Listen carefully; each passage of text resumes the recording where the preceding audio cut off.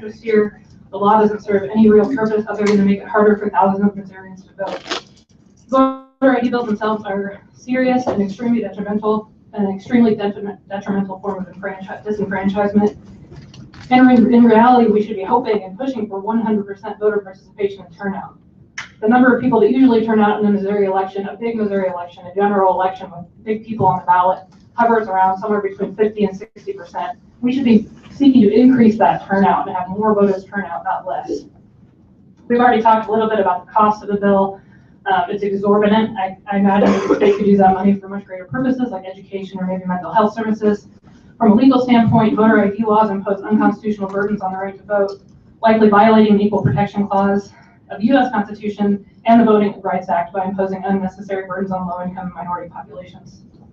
And we're definitely not far away enough from the Eastern District's decision in 2002 that found a violation of Section 2 of the Voting Rights Act because of attempts to dilute the black vote in St. Louis.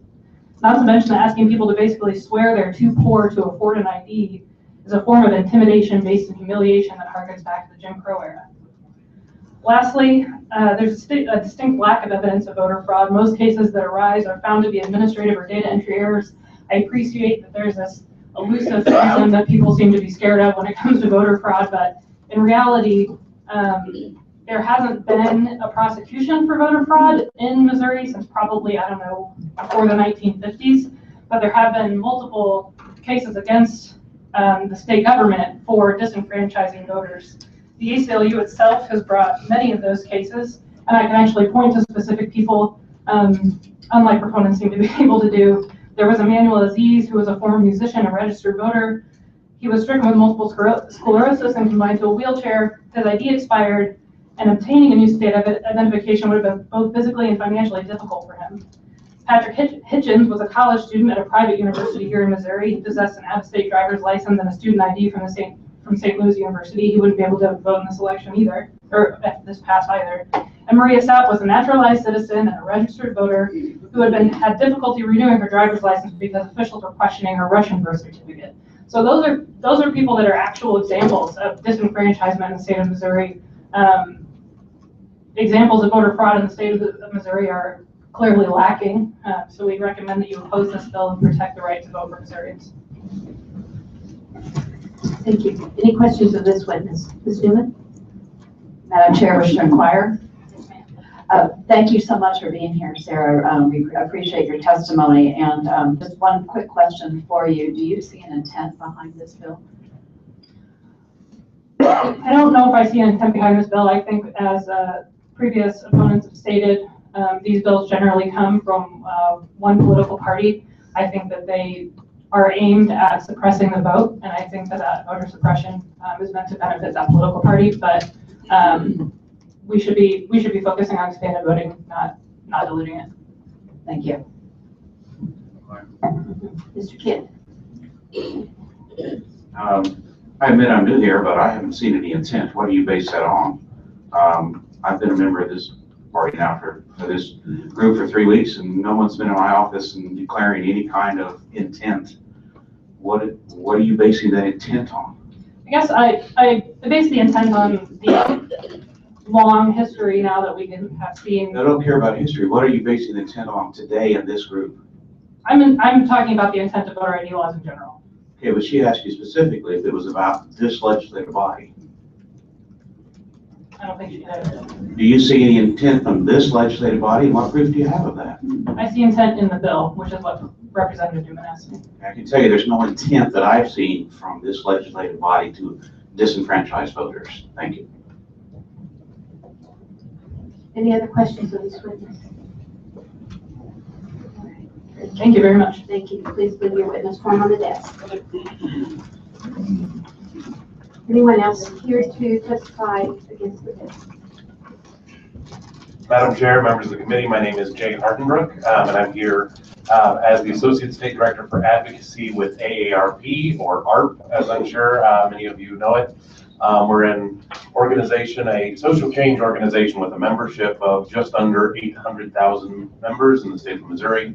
And we are gradually becoming more and more a boomer generation the longer we go. though my testimony won't focus that much on the boomers that are becoming our membership right now.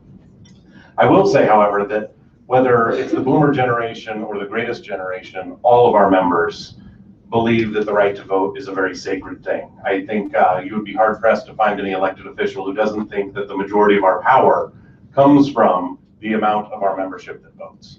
And so that becomes incredibly important, especially as you begin to age and begin to get to those places where doing just about anything becomes more and more difficult as you go on. As far as the boomers are concerned, many of you probably fought to try and lower the voting age down to 18. Many boomers marched, fought, were beaten or gassed to try to get the right to vote. As for the greatest generation, I have several examples, but I want to start with one. One of the unfortunate things about this organization is we do tend to lose volunteers. And just this last week, we lost our longest serving volunteer. I'm sorry. She passed away. She no longer had a state issued photo ID when she passed away. Her son, actually all of her children, had died before her. But her son did say to his best friend while he was dying, "Could you take care of my mom after I'm gone?" He drove her everywhere. He drove her to vote. He drove her all sorts of places. She didn't have a photo ID anymore. And while her specific case, she was born after 1950, imagine the next generations, those boomers that are now moving on, that will be in that exact same situation. As I believe that you should pass bills for the future, not just for today. I'll give you another example. And this one's even closer to home, I guess, so I might start to tear up again.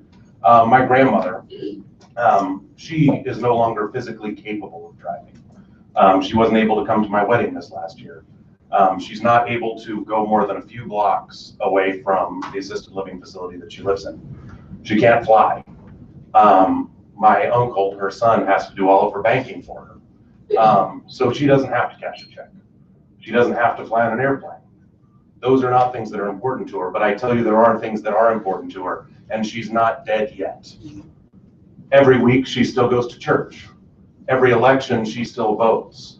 Those are things that she holds dear, much more dear than the things that other people have talked about as being things that would pull her back into society. She's been a member of society. She's raised a family. She's now retired. She's just living out her golden years. Don't make it harder for her to vote, please. I'd be happy to answer any questions. Thank you, sir. Anyone have questions for this witness? Thank you so much. Please leave your witness form on the desk. Yeah, it's already done. Thank you, sir. Good morning.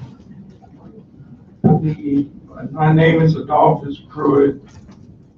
I reside in the 5th Senatorial District in St. Louis. I'm the first vice president of the Missouri State Conference. I will be on my best behavior because my state president, Mary Ratliff, is here. So with the NAACP, so you can get that much out of me. I will start by saying that it's a little ironic in the midterm elections, this country made history, had the lowest voter turnout nationwide since 1941. The lowest voter turnout in this country since 1941.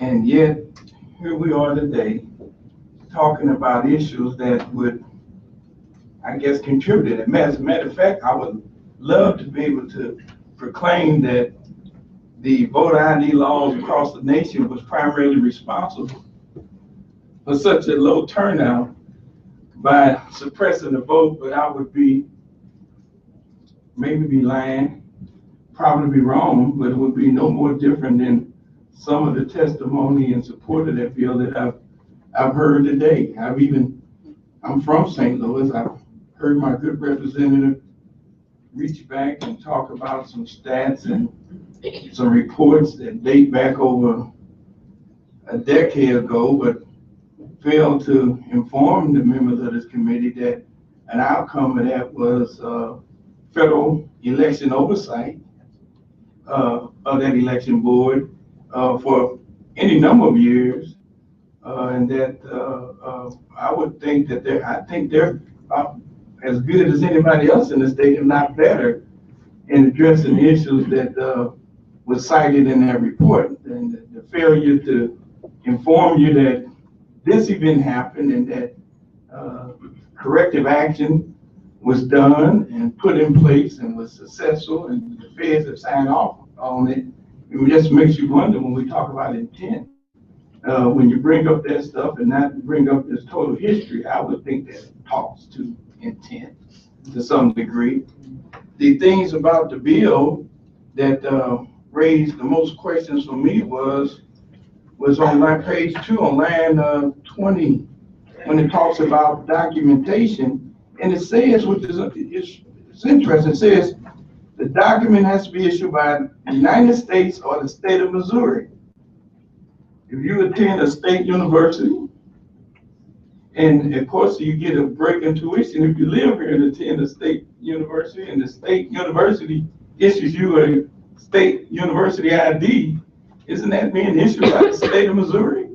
But you can't vote with it. If you are a prison guard for the Department of Corrections and has a photo ID, and I guarantee you there's nobody within the prisons guarding prisoners with a false prison guard ID. I guarantee that whoever owns that ID is the person that the Department of Corrections can guarantee you that's the person who it belongs to. But that's issued by the state, paid for by the taxpayers, but it would not be acceptable for them to vote with it according to this bill. If I was a highway patrolman buying security for you, and I guarantee you that ID that highway patrolman has was paid for by the taxpayers, was issued by the state, has the full force of the state behind it, and I guarantee you the photo of that person in there belongs to the person he proclaims to be. Well, a state trooper couldn't pull up at the poll. He didn't happen to have a driver's license with him. He would have to go home or vote provisionally, because you would say that his state issue ID from the Department of Corrections paid for by the taxpayers is no longer valid under this bill. So, so when we talk about documentation and issued by the state, let's just say some documentation issued by the state is acceptable under this bill. Not all photo identifications issued by the state are accepted under this bill. When it got down, I was looking at the piece that talked about the provisional voting, or basically says you show up to vote. For some reason, you don't have ID, and they ought to identify you. You can leave, come back, and this bill actually says you get to skip the line and move straight to the front of the line and vote. So I can imagine this on election day. Somebody who goes to vote and for some reason can't meet the requirements of this bill, goes home, gets an ID, come back, you got people standing in line, been standing in line for hours, man. And you're gonna tell them, wait a minute, stop. So-and-so was here earlier and went home and got the ID, and she gets to skip the line, or he gets to skip to the head of the line.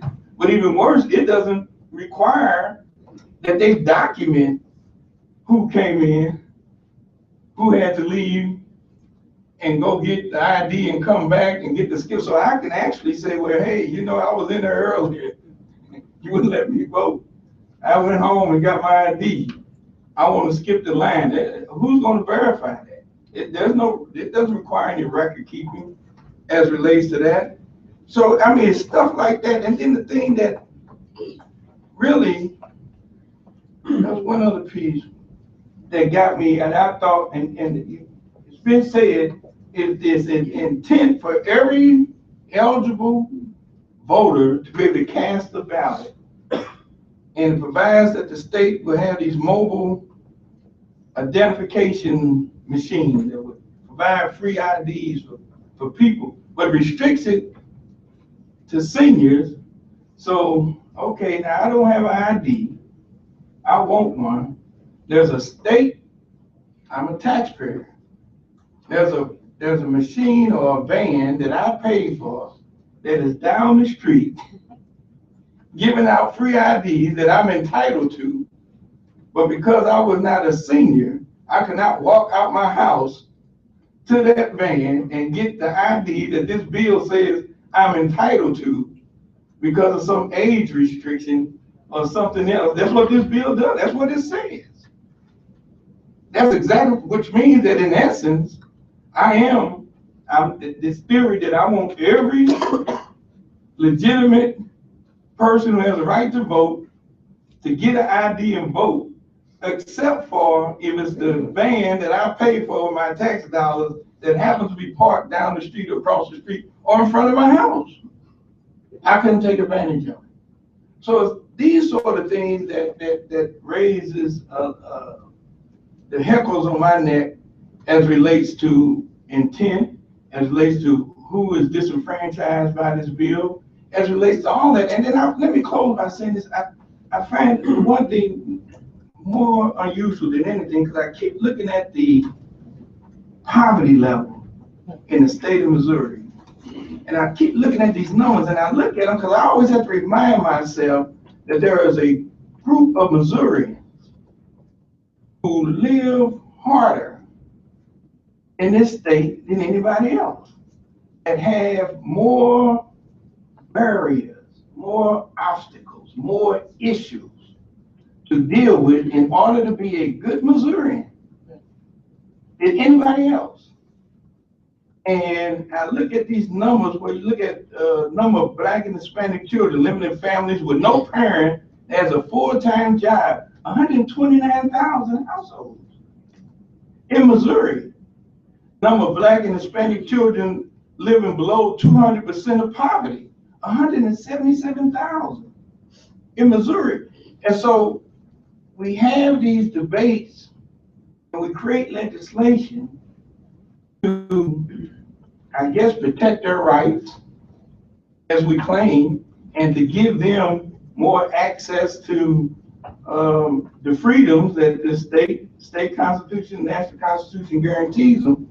But when we talk about the expansion of Medicaid, when we talk about funding for early childhood education, when we talk about funding for education, period, then those things do not rise to the level of need and priority as this bill does here. In some cases, in some instances, at least that's how I see it. And that's how a lot of the constituency that we represent, that's how we see it. Whether it's true or not, that's questionable. You know, it depends on who's looking through the mirror, through the looking glass. But for us, that's how we see it. And so this bill we see it the same way. We see it as another burden, especially put on those folks who have the greatest burden in this state right now, and those who live in poverty, those who are unemployed, those who try to make it as citizens every day. And those are my comments. Thank you, sir. Questions? Ms. Newman. To inquire, Madam Chair.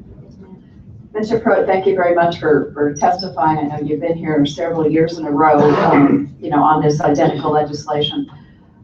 How do you view the fact that this bill, if passed, relates to our state constitution as it currently is? Let's be clear. Any bill that would require us to have to amend the Constitution is beyond a shadow of doubt meant to be impactful on some population. To what extent, we can measure, but to some population of the state. Some people say to the state as a whole, but it's meant to be impactful on the population of the state. And in this particular instance, I think that population is well defined, as I spoke to a testifier earlier. I hope I answered your question. So I'm thinking that you and I are on the same page in terms of being offended, that we already know what the Supreme Court has said in Missouri, you know, having one of the strongest state constitutions in terms of the verbiage of the right of suffrage that dates back, you know, to the 1870s. And yet this bill, as we're talking about it right now, has already been deemed unconstitutional. And yet, so that's why that second part, in terms of the constitutional amendment that the voters have to approve, is necessary before this can even become law. And the fact that, as you pointed out, that it's restricting. It's not enabling more voters, this is restricting voters. And just your comments on, you know, how you feel about us as legislators who all take a vow to uphold the Constitution when we're sworn in. And yet we also want to then take that next step and. Yes, but the being offended is putting it to some degree lightly, because in some instances, what we're saying is there may be a small pool of individuals whom have deemed to be impacted by this bill to prevent them from committing some sort of voter fraud. And nobody in this room, in this building, will say that's 1,000, where they say it's 10,000. Nobody in this room believes that.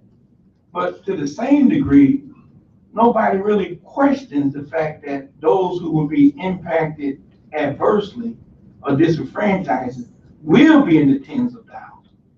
And it will be the ones who are already have the highest burden of trying to survive in the state right now. And to say that I want to disenfranchise 10,000 here because I'm afraid of this 10 or 15 or whatever the number may be, who I think did some voter fraud impersonation. It's just troubling to me. The other thing is that, and to ignore the fact that to some degree, they also saying that IDs issued by the state of Missouri as required by this legislation cannot be fraudulently obtained.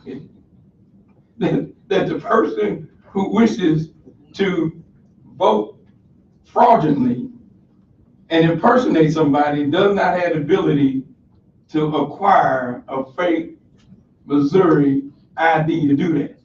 That's what this because it does nothing to prevent the issues of being able to acquire fake IDs. And nobody in the state of Missouri, the law enforcement, nowhere else will tell you that, well, yeah, Missouri, we're so good.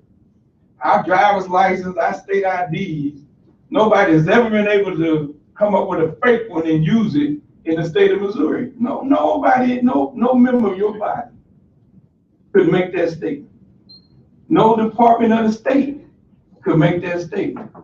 So again, if somebody's really hell bent on being somebody else in order to vote and use the proper ID as required, if this thing passes, this doesn't stop that. It doesn't stop it. It doesn't stop it at all. Thank you. To inquire. Thank you, sir, for being here today. I think that you'll find that all of our intent is to guard the Constitution and to guard all these rights, both on both sides of this. So this is an issue that we all take very seriously. And I don't want you to think that it's a partisan, it's a racial, it's none of those things. We're just trying to figure out a way to make sure all these things work out what we feel to be the right way. You mentioned that University of Missouri IDs would not be accepted. Police officers, highway patrol, yards. Do you know what it takes to get a University of Missouri ID, sir? Yes, I think I'm very much familiar. You have to be enrolled as a student and paid up. So what did it take you to get that ID, sir? In most cases, especially for a student who's using some sort of federal funds that pay for their education, what it took for them was for them and their parents to file documentation with the federal government that's verified by the IRS that they are who they are, and then for the federal government then to send that to the school, which is processed through their grants department, and then from there on, then they enroll and then they get ID. So you have a class of people who go through a ton of federal scrutiny to make sure that those federal dollars, which is paying for the education, is being paid for the person who claims to be who they are. So the person who has the ID has been pretty well verified. Like I have the Director of Information, the Division of Information Technology list of what it takes to get an MU ID. Do you realize it requires valid U.S. issued photo ID, driver's license, military ID, passport? Photo ID to get your MU. There's no student. So you've already got a photo ID. Sir, there's no student enrolling in the university school who does not have a driver's license from wherever they're from that's been denied the ability to enroll in that institution nor receive the ID after they pay for their tuition. That's not happening. It's just not happening at all. But the one thing you did just say, let's just say your premise is correct. Then if they given the ID that's required by this bill in order to get that state student ID, and you mean to tell me that that's now not valuable enough for them to vote? I understand that, but the point is you already have that ID to get your ID. Again, you're saying that I've met the requirement as relates to this bill to get a ID from the state. I understand that. That might be something. I understand that. That might be something we look at. But the point is that you had to have a valid U.S. photo on your, and I guarantee you as a highway patrolman, they didn't know who you were. I guarantee you as a prison guard, they didn't know who you were. So you've already had the ID to get there. Is it too much to ask you to take that same ID when you go to vote? I'm saying that the bill says if it's issued by the state, maybe we need to look at, do we expand what it takes or what is a valid ID? Yeah. Maybe we need to expand that. I'm glad you agree with me. There's some flaws in the bill.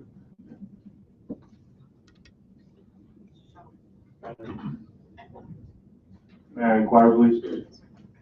Thank you for coming up here, and I appreciate conversation about the IDs and Representative Kidd's point as well.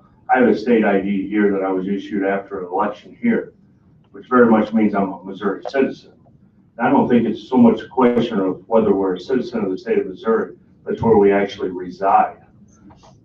On this, it doesn't tell you where I reside at all. And neither does my son's school ID say where he resides.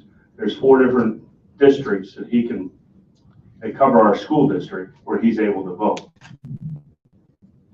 But his driver's license, he doesn't have a driver's license yet, thank God. Someone in the state government is doing something right, keeping him off the streets. But my driver's license or your ID that does have a valid location, that way when you show up to the right polling place, they know you're at the right polling place. And I think that's something that we need to make sure. I already have this. Why don't I just show them this? I'm saying that if the state issues it and it represents the intent of the photo ID is verification that the person who is voting is the person who is voting. And am I right or wrong? And it's the right place. Well, no, it's not. Well, then let's put that in the bill. I'm just saying, but that's not there's a lot of stuff I like to see you put in the bill and take out. So we want to have a working session. I'm up for that. I think we can all agree we're here to make sure the people vote that are allowed to vote and that we protect that right to vote.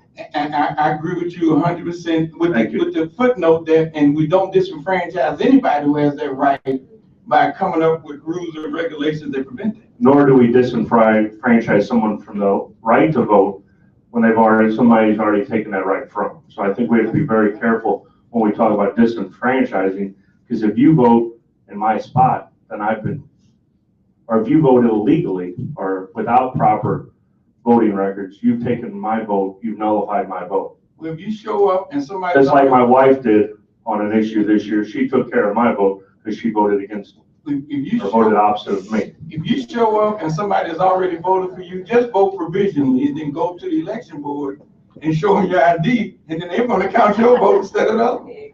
Well, I'll let you talk to my wife about how she voted, so. I don't need to talk to you, Mike. All right, thank you. Any other questions of this witness? Mr. Smith? Inquire, Madam Chair. Just a couple things, and I know some stuff had come up, but it was something interesting about the address part on the identification. Not all military IDs have the address of where that person is. No, they do not. Or if you look at a passport, they actually tell you to write your address in, so you can erase it. So you could have some issues with that there. I kind of want to touch on the issue of money, of poverty, and how it goes with this bill, because it is an issue. We've heard testimony. Many people have come up talking about and I know from my mother's experience, the cost of acquiring the documents to prove who you are. And this is through loose laws and through institutional barriers from back in the day. So to take off work to Mississippi to try to track these things down. So it's a monetary issue that can become. And we've got an issue that we don't necessarily talk about in the state, and it is poverty. People always attach poverty to St. Louis County, St. Louis City, Jackson County, mainly because of the population that is there. It's a lot, not majority, but a lot of black and brown that live in those cities. So we were kind of going over some things, and I went up to the office and I pulled out this report. It was Issues of Poverty, came out in 2014 about Missouri. And if you look at some of these counties in these dark areas, you've got Pim Scott on there, you got Dublin, Oregon, how I can go on. Yes, no, I'm very familiar with them. Pull up the population and the demographics of these areas. There's not a lot of diversity in some of the areas, and that's nobody's fault. It's just kind of how it goes. But that says poverty has no color. Poverty has no certain area it likes to live, close to water, or near Arkansas, or up by the border. Poverty is what poverty is. And to put someone in poverty at a disadvantage, saying that, hey, you may have to do X, Y, Z, you have to go buy an ID or do X, Y, and Z in order to do your right to vote, is an issue. And it's not just an issue in St. Louis City, it's all over. I'm looking at Reynolds. Reynolds is 26.7% of the people are living in poverty. That's more, that's probably one in five, and that's an issue we have to look at. And to say that, hey, because I live in Jackson County and I have, it's only 18.7%. Actually, Jackson, they're doing quite well on the west side of the state. Maybe we should adopt some of those policies. But to say that because of your things are doing better, you have to use your taxpayer dollars then to supplement someone in Shannon County who's got 25.6%. And I don't think that's fair, because they may not have the resources to get an ID that the state is now wants to pay for, that I don't agree with, because I don't agree with the bill, or irrespective of their issue of poverty. So it's a major issue. I think if we go to that underlying issues, we got some bigger issues in this state than this so-called voter impersonation that we need to handle. And we've got areas with people that are hurting that may not have the financial resources in order to come up to pay that tax at that poll in order to express their right, to use their right to vote. Representative, I agree with you, and I guarantee you, if I'm not the chairman, but we would have told this committee, who's experienced electioneers, understand their district, understand the election process, and say, how many of you think that the district you just got elected in, during the election you were most recently elected, that the outcome of that election was determined by people impersonating other folks and voting, a hand wouldn't go up. Because it didn't happen. It didn't voter fraud did not prevent nor help elect anybody sitting on this committee. It didn't happen. Nobody sitting there believes that in their district or where they vote, that they had a serious problem of people identifying themselves as somebody else coming in there voting and impacting of that election. Because if they did, and they were sitting here, and all we was talking about was this bill here, then they would be derelict in their duty. Nobody believes that.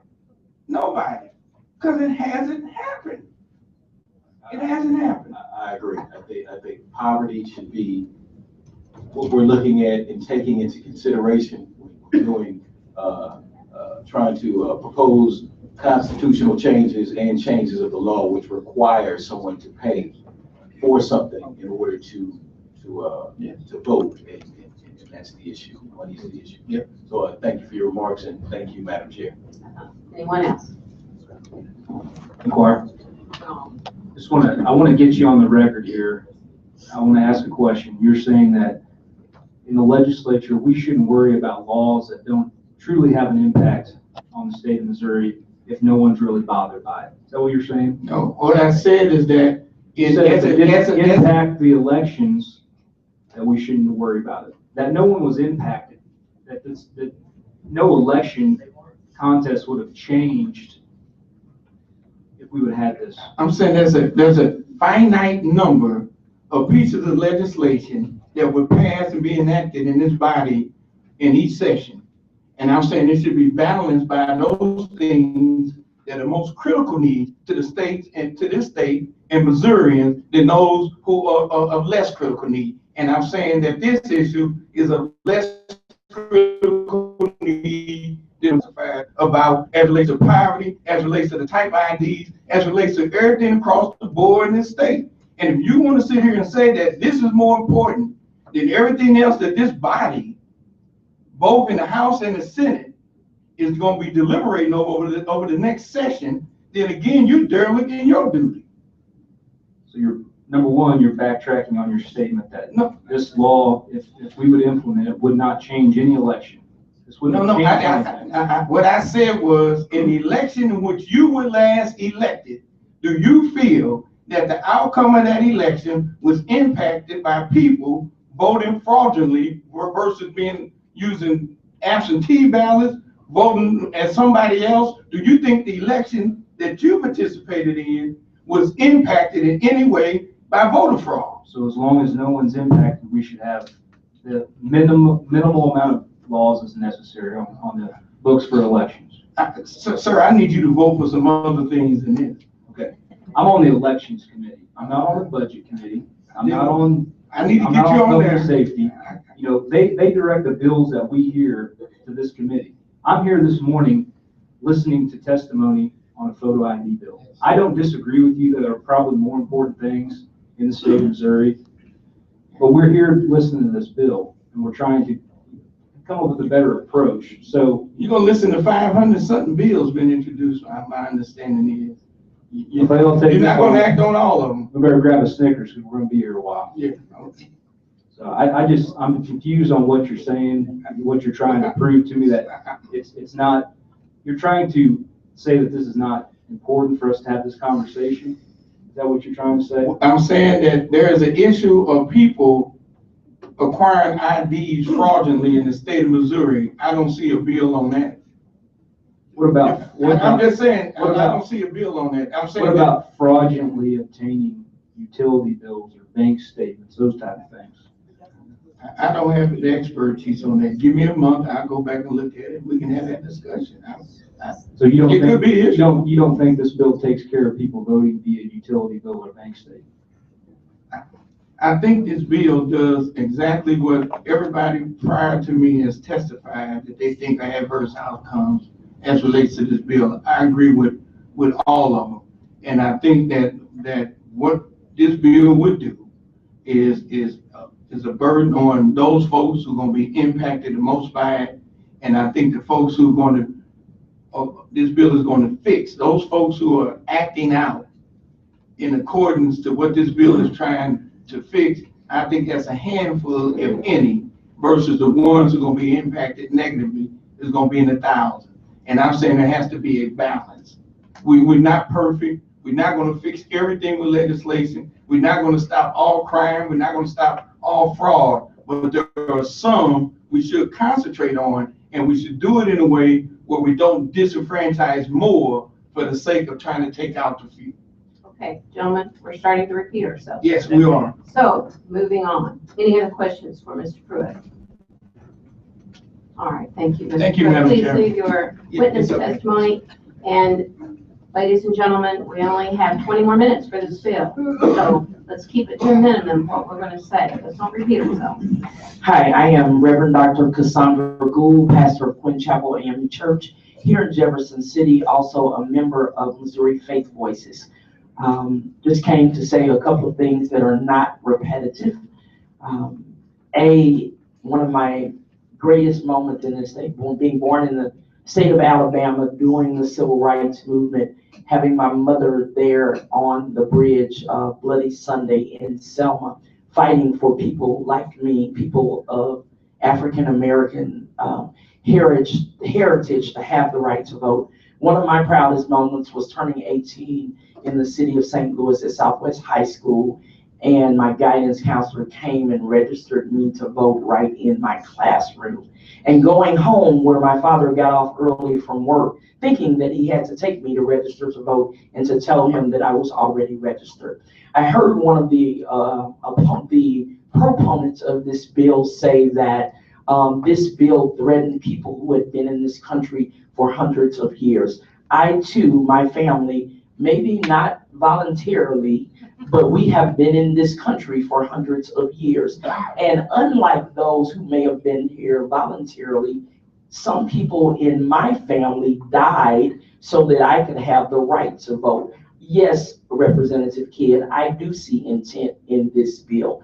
This bill is just like many of the other bills that have been introduced by legislators across this country in more than 30 states that are merely designed to disenfranchise the most marginalized and vulnerable citizens of this state and of this country.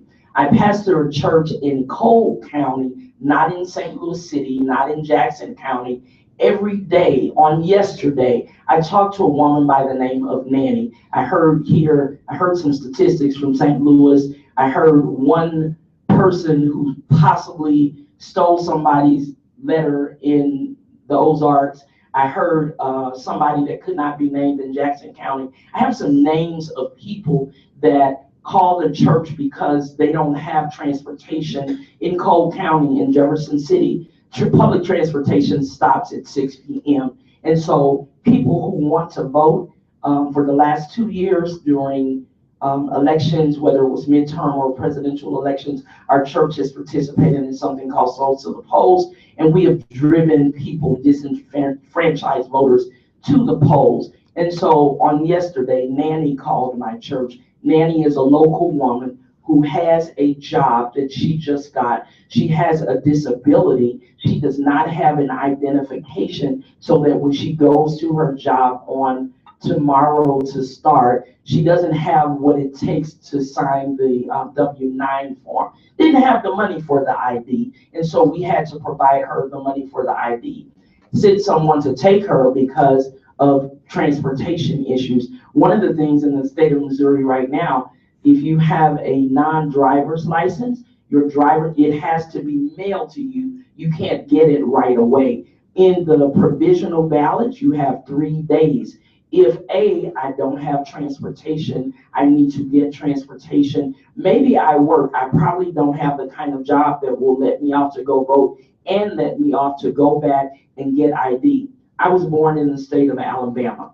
I needed my birth certificate for my passport. Guess what? I lost it, and I'm a pretty responsible person. So Took me about 10 days to get my birth certificate from another state.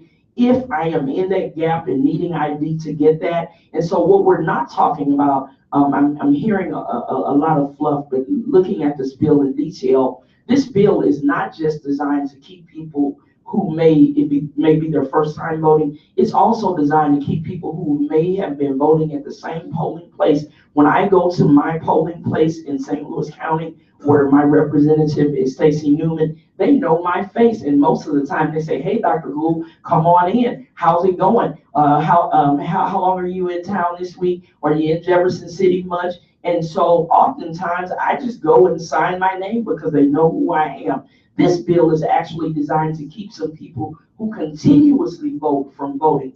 Let me tell you about 83-year-old Carolyn. 83-year-old Carolyn had someone steal her purse right here in Jefferson City. A worker who was in her house stole her wallet and her ID. She's 83 years old. She doesn't even remember where her birth certificate is.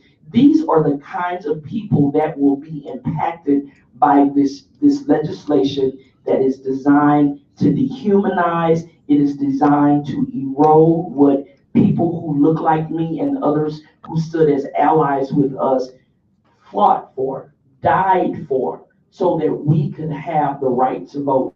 Women have suffered in this country, fought so that we could have the right to vote. So as a citizen, as a taxpayer in this state, as a person of faith who represents people all across this state, I am actually insulted. I am insulted by this legislation. It is offensive and it says a lot. I heard the woman say, we don't want to go down this road where we give everybody equal access. Who are we going to be, Missouri? Are we going to be the state that continues to operate out of the ethos of slavery that we operated out of when we had a governor that the Union soldiers had to come and get so that he could let the slaves go free because it was the highest law in the land? Or are we going to be a state that actually values all of the lives of all of the citizens in this state, whether they're Asian, Latino, or Black? And so I just urge you to make a moral decision, not a partisan decision, but make a moral decision when you consider this bill. Thank you. Any questions of this witness? Thank you, ma'am. Leave your witness form on the desk, please. Yes, ma'am. Next. Remember, we just have 15 more minutes. We still have another group to go. Informational purposes only. Let's be fast. Let's don't repeat. Good afternoon, committee. My name is Nancy Copenhaver, and I'm a resident in Moberly, Missouri, and I'm representing the League of Women Voters of Missouri today. The League of Women Voters of Missouri supports an electoral process that is fair, accurate, efficient, accessible, accountable, and uniform.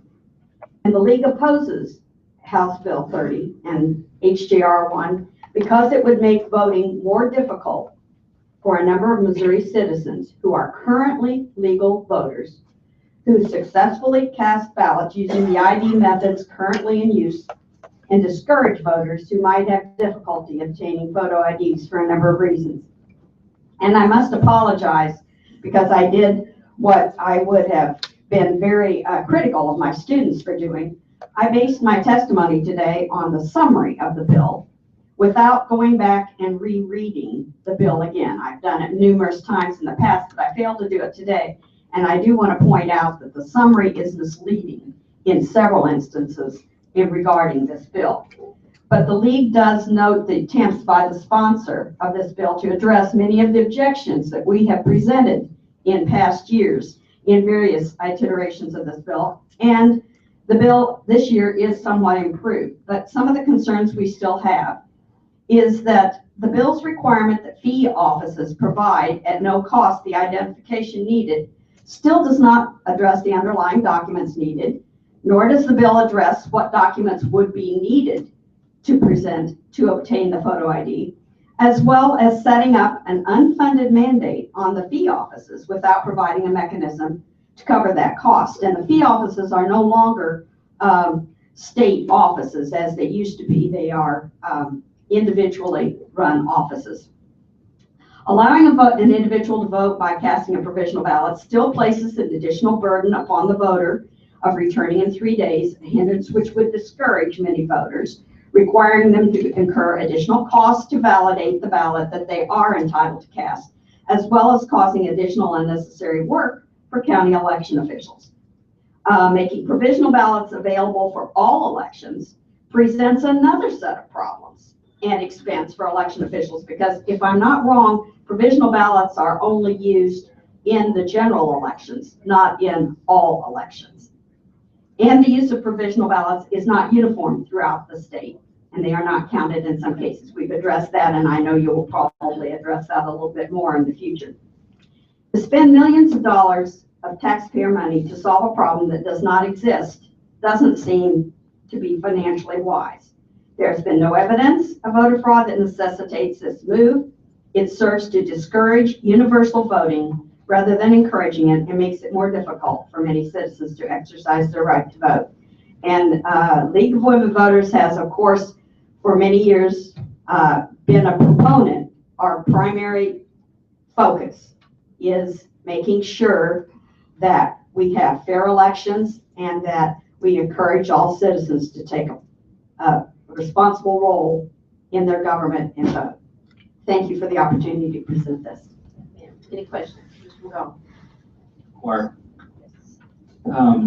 Your statement about there's been no evidence of voter fraud. The League of Women Voters, they don't deny that there's fraud in Missouri elections. Is that correct? The type of fraud that these kinds of photo IDs would address, I don't believe there have. You don't think photo ID would be an end game to stop all fraud, whether it be registration, those type of things? I'm not familiar with a lot of those things, no. So, but you do admit that there is fraud in the election system in Missouri? I am personally know that there has been fraud. There was a lot of fraud in the 2012 elections after the redistricting, which was done at a very late date, and people didn't know which district they were in, and people voted in the wrong district. I know, because there were 4 state representative districts in my county, 2 of which were at the same precinct, and many people voted in the wrong election. Do you believe that? That issue is not being addressed by this. Would the League of Women Voters support any type of restriction or I don't know if I want to call this a restriction. Would you support anything to knock out fraud at all where there is fraud? I think that the easiest thing to do would be when you register to vote. You give the person a registration card with a photo ID on it. So you would support photo ID for registration? The League of Women Voters would support photo ID, not at the ballot box, but at the registration portion? As long as it's free, given to everybody to register to vote. Of course, you'd still have to deal with those people who are already voting. So you'd have to either give it to all of those people or grandfather them in.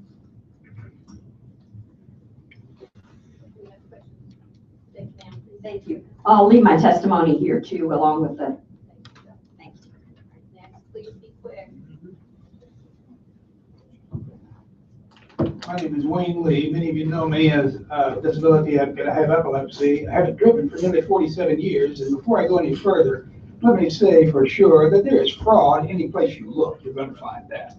For sure, you'll find fraud. Now, going further, let me make this clear too. I graduated from a seminary in 1977. And during my training, I trained as a chaplain in Tennessee State Prison for 6 months. And photo ID is not something that is going to go ahead and take away fraud, because what was even known then, back in 1976, was that photos could be easily doctored. Well, by now, I promise you, photos could easily be doctored, even much more so than they could then. Photos could be doctored easily. In no way around that. So photo ID is not something that is going to stop any kind of fraud whatsoever. That I can tell you for a fact. And it's already been, other things have already been mentioned that I was thinking about. So thank you for your time. Thank you, Mr. Lee. Any questions of this witness? All right, thank you, sir. Leave your witness form on the desk. Thank you, sir.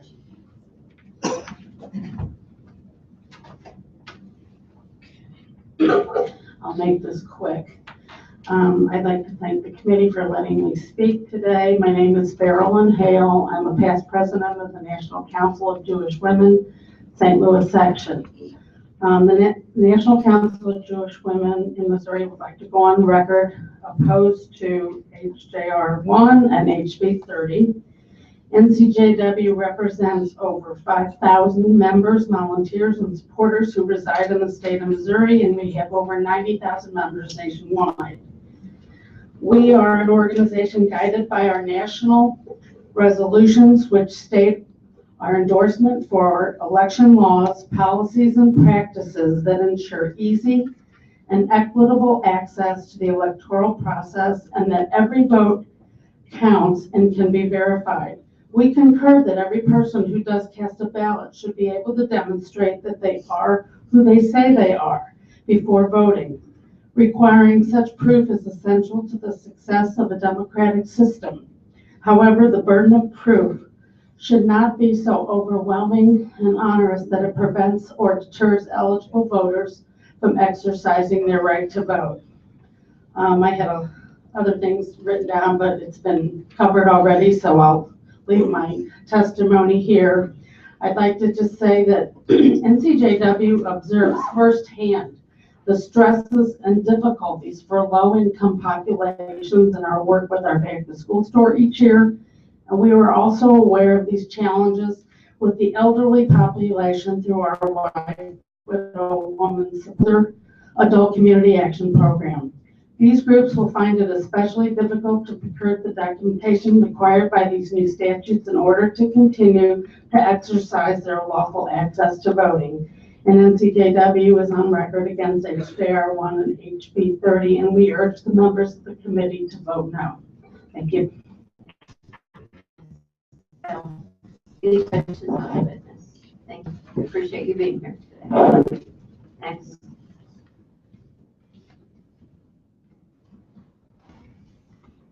My name is Susan Cook, and I am here representing Empower Missouri, formerly known as MASW.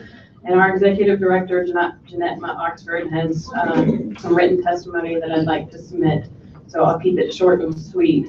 Empower Missouri wants to go on record in opposing HB 30 and HJR 1 because we believe in protecting the right to vote for everyone, including those in poverty, people with disabilities, and even the transgender people who may not look like anything that is on their photo ID. I would also like to say that I am a graduate student. I help organize a ride to the polls for these students. The majority of them use their student IDs to vote because they are out of town, out of state, low income, and at Lincoln University, a lot of them are minorities. And it takes a lot to get them interested in our democracy, and to add another hurdle to say that they cannot use that student ID anymore to vote would just be another way that these voters would no longer vote because they're not going to take the time to go track down their birth certificate and everything else. So strongly urge you guys to vote no on this bill. Okay, thank you, ma'am.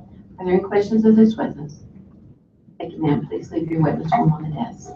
Next.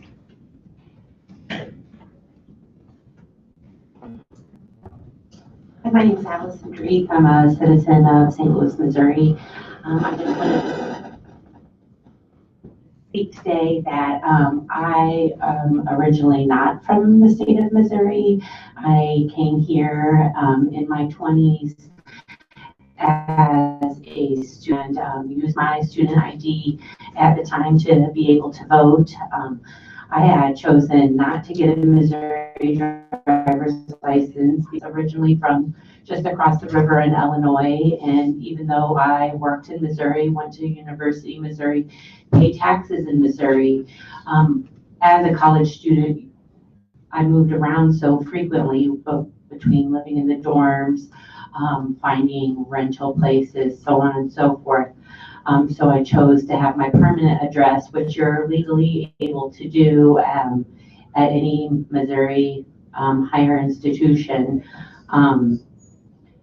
before deciding what I was going to have to be after I graduated from college. I never intended in staying in Missouri. It's very hard to find a job here. And I worked here in the Capitol during my time in university, so I knew how bad the laws in the state were. Unfortunately, I fell in love and married and now a Missouri resident. Also regarding state issue IDs and whether or not picture IDs have up-to-date addresses on them to let people know where they're supposed to vote. In the state of Missouri, you don't have to get a new ID when you change addresses. You just have to go to the DMV and tell them that of your change of address, and you can still keep your old ID. So there's a number of issues there that HB 30 makes roadblocks for. We should be a state that encourages young people from other states and from around the world to attend our university, many that are leading throughout the nation. The University of Missouri, where I went to school, WashU and SLU and St. Louis. We want to not only attract those students to attend our universities, but to stay here and be a part of the workforce. We're a state that is drastically losing our population, and to be viable in the future, we want to retain some of that energy and expertise. Thank you, ma'am. Any questions of this witness? Thank you, ma'am. Leave your form on the desk, please.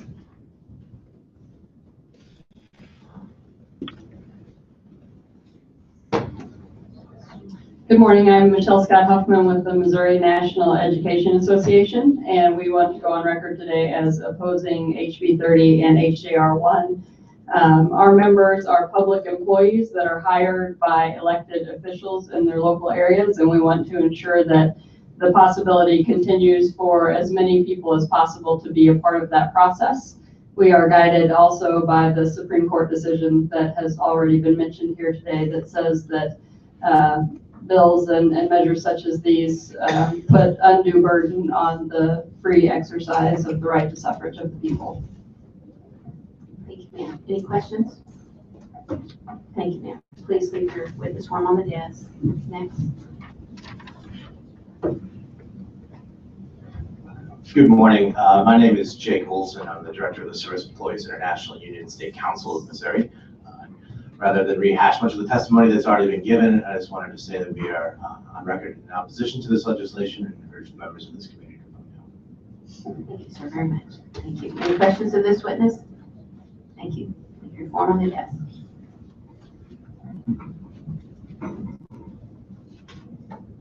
Good morning. Can you hear me? My name is Marilyn McLeod, and I'm a citizen from Columbia, Missouri. And I just wanted to say a couple of things that I said. One is about women. The difficulty it is often for women now.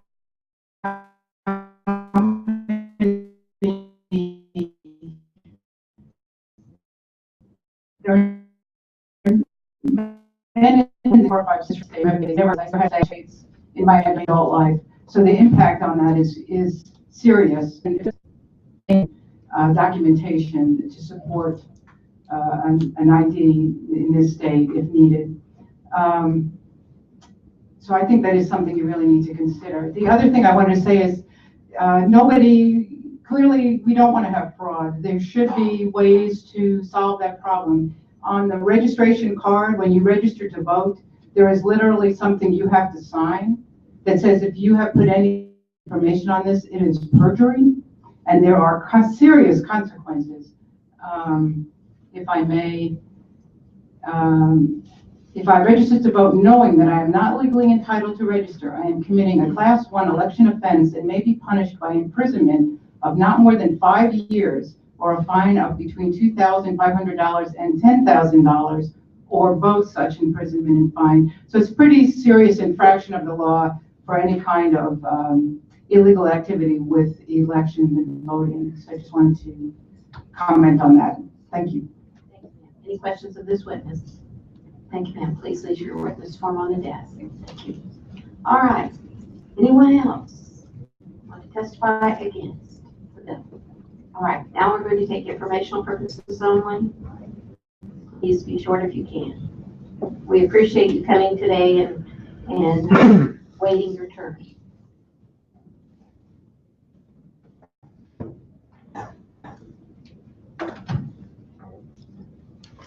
Madam Chairman, members of the committee, I'll try to keep mine very short. Darrell Kemp, I'm the county clerk in Cooper County. I represent the Missouri Association of County Clerks and Election Authorities as co-chairman. Our association very much supports elections, giving all properly registered voters the opportunity to vote. Within our association, we have discussions routinely regarding photo ID being appropriate in many segments of our society. We also have members as well question would any voters miss the opportunity to vote. So my testimony, regardless of those discussions, is that we want to be on record that to keep this bill the way it is, as far as any costs that pertain to photo ID or any other segment, that cost not be mandated as a responsibility to the counties or election authorities. The cost of providing that photo ID should remain that of the state. And then to just give a little lighthearted moment in the testimony of this today, I personally, although I do have a photo ID, I would miss the exception by 1 year of this bill. So that puts me to age, and I've been here for the testimony for those number of years. I would welcome any questions, but I appreciate the opportunity to testify. Thank you, Mr. Kemp, very much for coming today. Any questions of this witness? Thank you. Please leave your form on the desk. Anyone else here to testify for informational purposes only? All right, thank you. I think any other discussion? Mr. Duggar, do you have any closing remarks? All right, thank you. This closes the hearing on House Bill 30. Moving on quickly, HJR 1. Mr. Duggar.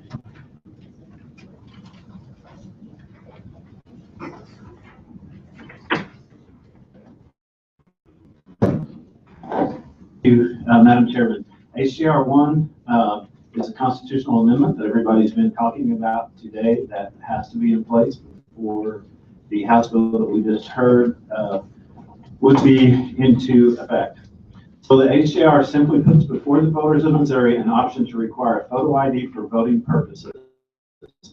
It's a may, it's not a shall. 15 states currently ask for photo ID on election day. The legislature has passed a photo ID constitutional amendment before. In 2012, the measure was kept off of the ballot because of the wording of the summary statement. And it was due to the technical wording and not because of the idea of a photo ID. The Supreme Court found a problem with some of the wording, and that's the reason that they took it off. It was not because of the idea of a photo ID. So this amendment clearly it states, shall the Constitution of Missouri be amended to state that voters may be required by law, which may be subject to exception, to verify one's identity, citizenship, and residence by presenting identification that may include a valid government-issued photo ID. This measure would go to the voters, and the voters of this state would make the decision on whether we would require photo ID or what, not that we would, but that we could require a photo ID in this state. With that, I'd be glad to answer any questions. It's exactly the same as it was last year, I believe. So it's nothing new that we haven't seen. All right. We have 15 minutes for this bill. Unless you have something absolutely new to contribute, let's be very careful about our questions. Ms. Newman. So, Madam Chair, Representative, I just wanted to emphasize what you mentioned. It was kept off the ballot in 2012. Actually, the case was in 2011, and the challenge was based on the title of the bill. Is that correct? That's correct. It wasn't the word, it wasn't the language, and it wasn't the Supreme Court, which was in error. It was at that time, didn't even make it to the Supreme Court. It was the title that was in error, because the title was, as again you just said, the Voter Protection Act, and a lower court ruled that the title did not match the language. I'll clarify that. That was the reason,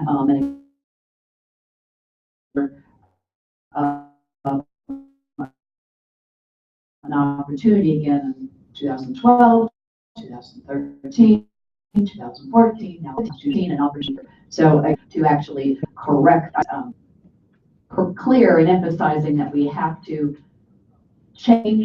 alter our Constitution. And to do that, it has to be done by a vote of the people to even allow any of the provisions that are in your original. Is that correct? That's correct. And so, again, this is a Constitution that has had the strongest right of suffrage of any state constitution.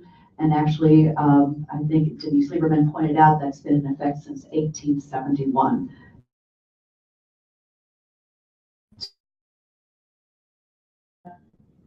So again, all of the discussion that unless we go back and alter our I presented the bill. just wanted to make Last sure statement that I read, so I think it's very clear that we would be altering the strongest right of suffrage in the country, of any state, to then allow something that has been deemed already as voter suppression. Your opinion. Thank you. Any other questions of this witness? All right, thank you. Moving on. Anyone here to testify in favor of the bill?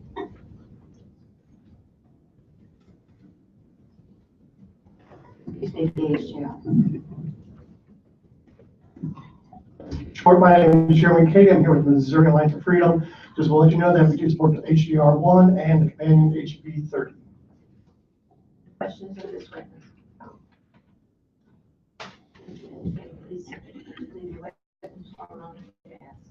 Anyone else here to witness in favor of the bill? Mine's going to be real short and sweet. I'm Barb York with Missouri Federation of Animal Owners, and all I want to say is me too. And I put them up here for both of them. All right, thank you, Ms. York. Any questions of this witness? Thank you, ma'am. Anyone else to witness in favor of the HJR? All right, how about anyone to witness against the HJR? Remember, unless you have something new, let's keep this short. Thank you, Madam Chairperson. This is not on. There we go. Again, Sarah Rossi with the ACLU of Missouri, Director of Policy. I would just reiterate all my concerns for my testimony with HB 30, and also share just to work in Montana on policy issues. And Montana has a similar provision in their constitution, except it applies to privacy. It's a heightened protection for privacy in the state constitution that goes farther than the United States Constitution. And people love that provision. Democrats and Republicans alike. It expands constitutional rights. It protects the right to privacy at a much greater level than the federal constitution. And everybody's really proud of it. And I think that Missouri is proud of their constitution for protecting voter rights to a greater extent. It's not something that we should be whittling away or turning. It's something you should be very, very proud of. And I think that in the spirit of democracy, Republicans have that provision and not attempt to do it. Is that this witness? Thank you, ma'am. Please leave a witness form on the desk. All right, anyone else here to witness against the bill, against the HDR? All right, moving on. Any for informational purposes only.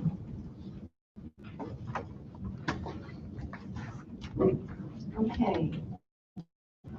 Thank you very much. Mr. Decker, do you have any closing remarks? I think today the hearing on HDR 1 is closed.